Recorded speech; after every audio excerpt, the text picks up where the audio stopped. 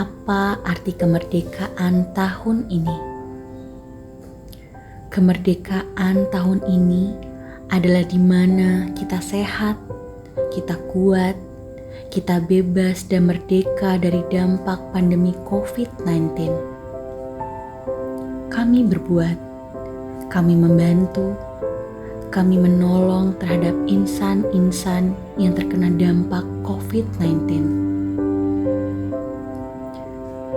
Kami juga berusaha membangkitkan dan mendorong ekonomi kreatif. Kami juga bercocok tanam dan beternak dalam mendorong ketahanan pangan. Bayangkari juga memberikan tali asih serta bantuan kepada insan-insan yang membutuhkan. Harapan kami, semoga di hari kemerdekaan ini, Bayangkari menjadi organisasi yang bermanfaat, tumbuh dan berkembang, serta menjadi bagian roda dalam menuju Indonesia maju, merdeka.